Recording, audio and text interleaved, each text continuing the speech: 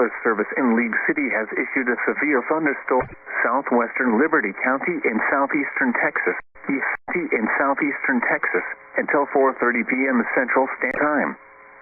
At 4:03 p.m. Central Standard Time, a severe thunderstorm was located over Channelview, moving north at 40 miles per hour.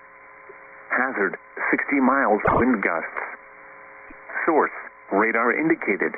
Impact, expect damage to roofs, siding, and trees. Locations impacted include